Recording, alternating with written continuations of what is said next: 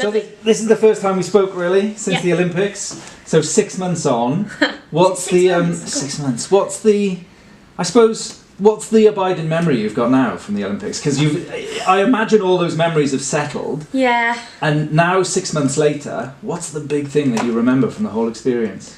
I think the finish line is one that I probably won't ever forget. That feeling of just the overwhelming relief and crossing the line and thinking, I've actually done it, I've actually won this medal, and then going through the process of the media, the mix zone, getting your kit on, putting on your podium tracksuit and going onto the podium with the other girls and receiving the medal. All of that 30 minutes there is just incredible and something I'm so proud of. How vivid is that now then? Is that still sort of burnt into your memory? Yeah, most of it. There are probably moments that someone will remind me of at some point and I'll think, oh gosh, yeah, that happened as well. But so many bits of it. I remember we were all putting our podium jackets on and Nicola Spirig decided to put some makeup on.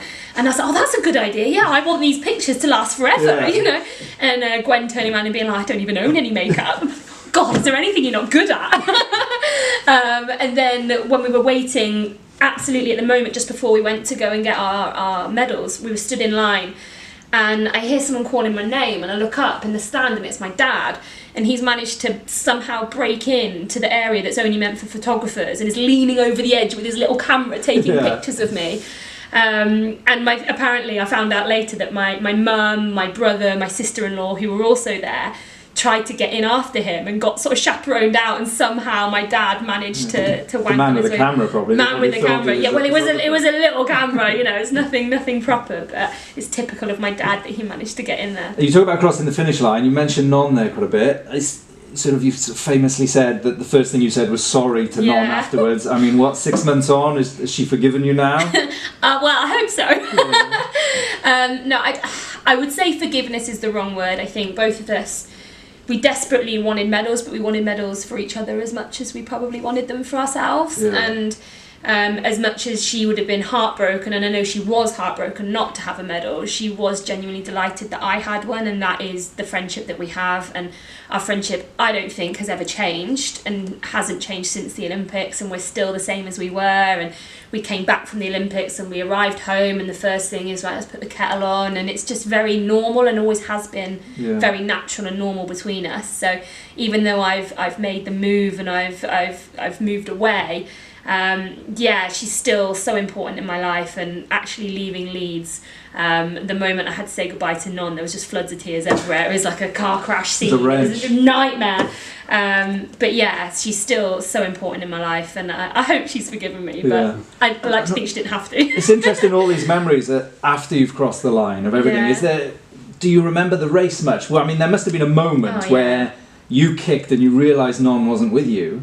Is that vivid still in your mind? Absolutely. I think for me, the way the run played out is something that is still quite vivid for me. So I remember the beginning of the run, Gwen and Nicola just disappearing up the road, and then it was myself and Non, and for the first lap there were a couple of others with us, and by 5k into the run I was fairly convinced it was me or Non for one medal.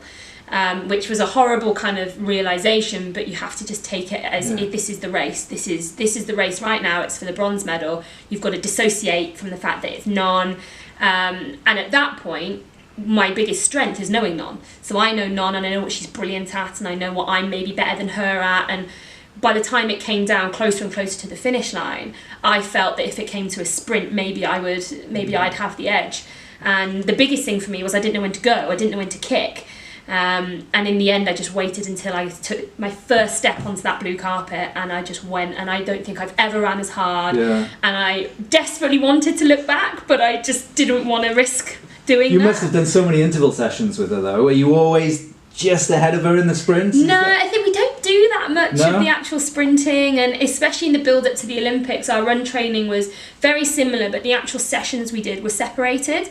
And I think that was quite important to keep our friendship and everything as on track as it was. It was important for us not to be head to head in everything that we did. So I hadn't done that many run sessions right side by side with her, but I felt that Non was stronger over maybe a kilometre and a half. If it was an all-out race for that distance, I felt that maybe she would be stronger than me. Yeah. But if it came down to an all-out sprint on the blue carpet, that maybe I'd have the edge. And as it happened, that is how it played out. But I didn't back myself enough to have a look back and check. Yeah. And it was almost, I almost forgot to celebrate. It was so, there I am at the finish line. It was brilliant to watch because you were knocking elbows about every 2 or 3 steps as well. You must have felt that she was there with you the whole way. Oh yeah, all the way. And Non, I know how Non runs and she knows how I run, and I know she likes to sort of lead a pack, and I know that I'm I'm as happy to be sat behind maybe as I am in front. And she would be leading a lot of the run in our little group, and then maybe I would lead a bit and then she'd come back round and lead again. So it was very much, we were just there the whole time. And I knew at some point something had to give. There was, it couldn't be both of us. And people asked me afterwards, like, oh, couldn't you just have crossed the line together?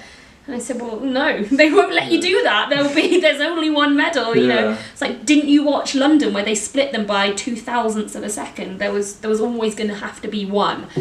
And it just so happened that it was for bronze and fourth, which is in a way just the worst that it could have been. And you can't even show us your medal because it's locked away somewhere. It is. I've got paranoia over what to do with my medal. And it did the rounds a hell of a lot for the first few months after the Olympics, and in the end it's found its resting place at my parents' house, and it'll stay there for now. Maybe at some point it'll move back in with me, but Mum and Dad are being good guardians of the medal right now. So you've done the move, you've moved down from Leeds to Bath, you've put out a blog explaining your reasons and everything, but what's this environment like? How are you finding it? I know you're very new here, but training routes, swimming, just training groups, how is it? Well, it's all just very different, I think is probably the best way to describe it at the moment. And in so many ways, what were Leeds' massive strengths are Bath's weaknesses, and maybe what Leeds lacked, Bath has in abundance. So I guess I'm getting a complete flip of what I had up there to what I had down here. So many training partners, amazing support network,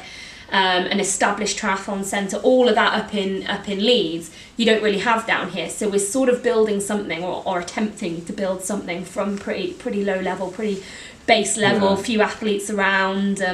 I am enjoying it though. It's a new challenge, and if I'm honest, as I said in the blog, for me to go on another 4 years, something had to change. I had to find a new stimulus. I had to be motivated in a new way, and I've moved every 3 to 4 years throughout my entire adult life, and I do believe that's one of the reasons why my career's gone on so long. I've managed to change things up and keep things fresh, and I'm getting on a bit now. I'm in my 30s, and if I do want a go at one more time, trying to go one more time, which I do desperately want. I realise now that I do really want that.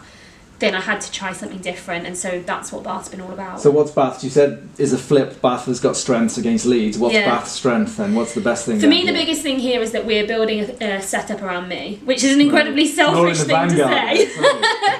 But yeah, I think Leeds is absolutely phenomenal, but it's such a huge centre now.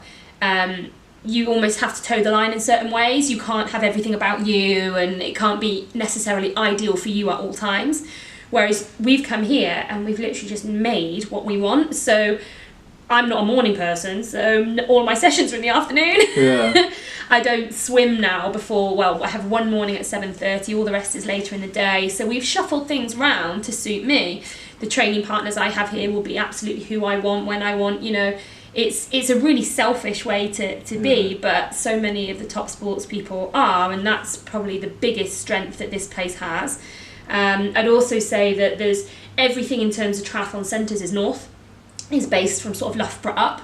They're building something in Cardiff as well, which is fantastic, and hopefully what we create down here in Bath will mean that there's just an option for people living in the south, especially those coming through schools and looking at where to go to university. It'd be great if people just thought, yeah, Bath's an option as well, maybe we'll go there, and that would be ideal. Does that put pressure on you though, if it's all about you, you've got to deliver, haven't you? Yeah, that's true, I hadn't thought about that. Yeah, it does, but I think in so many ways what I've achieved now means that the pressure is in a lot of ways lifted. I've got my Commonwealth medals, I've got my Olympic medal, I'm striving for more, no doubt about it, but I think for me, I don't know if I'll ever feel quite the same pressure again as I felt before those races because I've achieved it once. Yeah. So I hope that I won't feel that.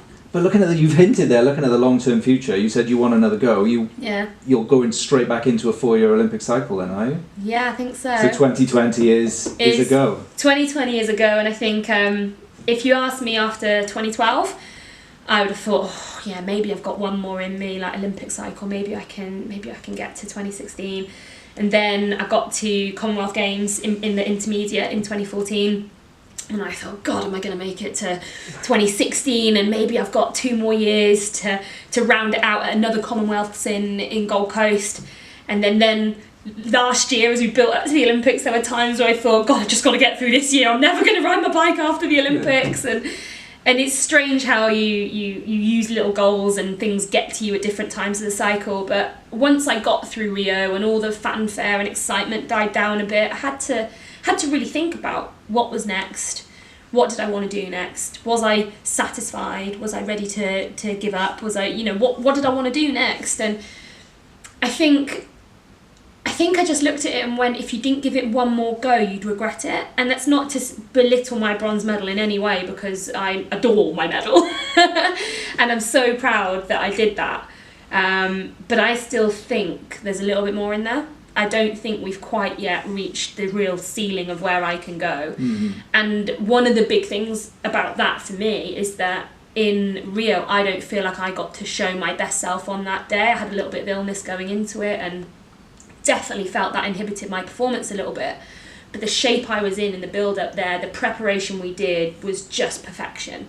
Up until 24 hours out from the race, or 18 hours out from the race, everything was perfect.